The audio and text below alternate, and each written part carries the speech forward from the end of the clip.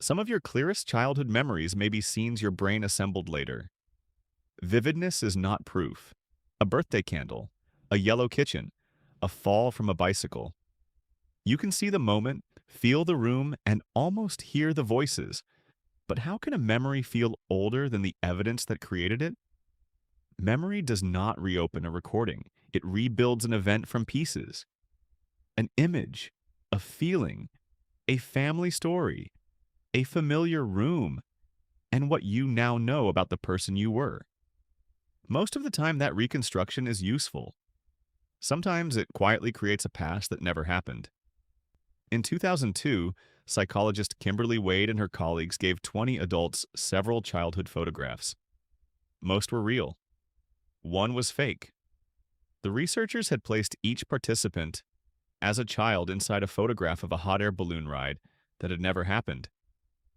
The participants were interviewed 3 times and encouraged to picture the event. At first, many said they could not remember it. Then fragments began to appear. The basket felt a certain way. A family member stood nearby. The weather looked familiar.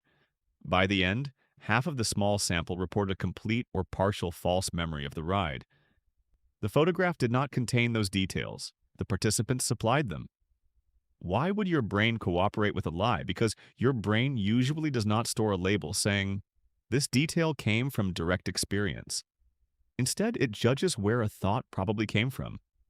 Psychologists Marcia Johnson, Shahin Hashtrowdy, and Stephen Lindsay called this source monitoring. It is the mental process that separates something you saw from something you imagined, heard, dreamed, or inferred. That separation is not perfect. A thought that is vivid, familiar, emotional, and easy to picture can begin to feel like a memory. Your brain asks whether the scene has the qualities of a real experience. It does not inspect a hidden original file because no untouched file exists. This is why a false childhood scene often contains real material. The house may be real. The people may be real. The fear may match your personality at that age. Only the event connecting those pieces is invented. Marianne Garry and her colleagues demonstrated another part of the process in research called imagination inflation. Participants first rated how likely different childhood events were to have happened. Later, they imagined some of those events. Afterward, their confidence that the imagined events had actually occurred increased. Imagining did not automatically create a full memory. That distinction matters. A stronger belief, a vague feeling, and a detailed recollection are not the same thing. But imagination can make an event easier to process, and that fluency can be mistaken for evidence. Have you ever heard a story so many times that you can see it? A parent describes you hiding under a table. Someone repeats the story at every family gathering. You study an old photograph taken on the same day. Eventually, the scene may arrive in your mind from a camera angle your eyes never occupied. It feels personal because it has been woven into your identity. Ira Hyman and Joel Pentland tested how guided imagery affects this process. Participants were asked about real childhood events reported by their parents and one invented event. When people were encouraged to form mental pictures, false memories were created more often than when they simply thought quietly about the event. The imagination was not functioning like a dishonest witness. It was functioning like a construction tool.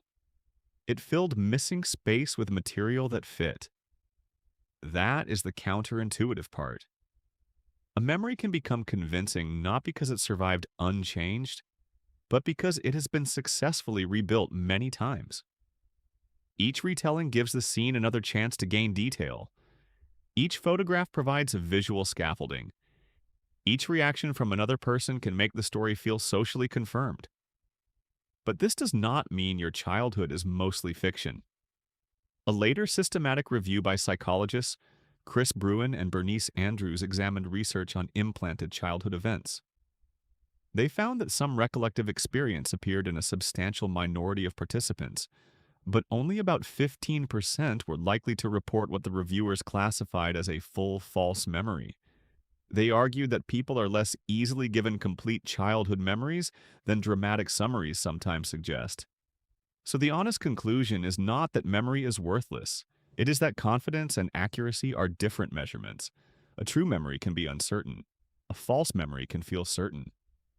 Emotional intensity can tell you how strongly the scene affects you, but it cannot certify where every detail came from. What feels like? Evidence inside the memory may have been added after the event.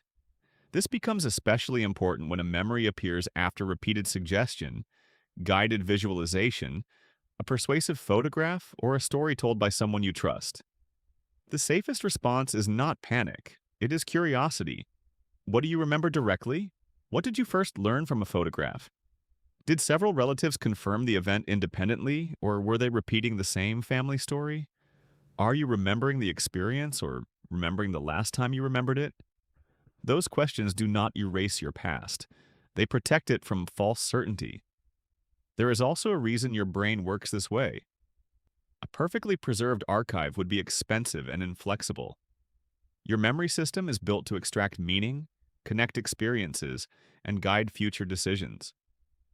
It preserves patterns better than pixels. That design lets you understand your childhood as a story. It also lets new information enter the story. The same flexibility that helps you update your understanding can distort the scenes behind it. A smell can reactivate a forgotten room. A photograph can restore a face. A family story can return a feeling. But each cue can also contribute something new, and your brain may not preserve the receipt. So, when an old memory suddenly becomes vivid, you do not need to reject it. Hold it with the right kind of confidence. Treat it as a reconstruction that may contain truth, interpretation, and borrowed detail at the same time. Your past still shaped you, even when the internal movie is imperfect. The meaning of a childhood memory does not depend on every color, sentence, and camera angle being historically exact. Some of your clearest childhood memories may be scenes your brain assembled later. Vividness is not proof. It is the convincing finish your brain gives a reconstructed past so that you can use it to navigate the future.